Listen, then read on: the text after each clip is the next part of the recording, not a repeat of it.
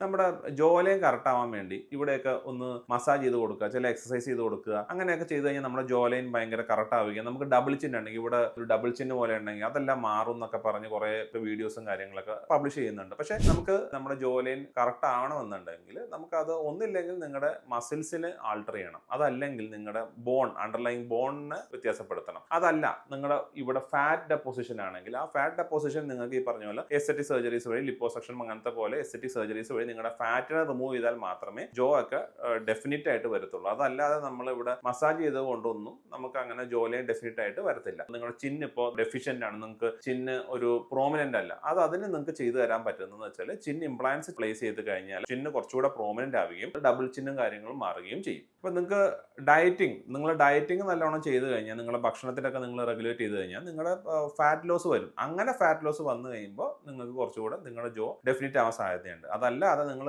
Massage ചെയ്തത് കൊണ്ട് നിങ്ങളുടെ മസിൽസിൽ ഒരു വ്യത്യാസം വരികയോ അങ്ങനെ ഒന്നുമില്ല.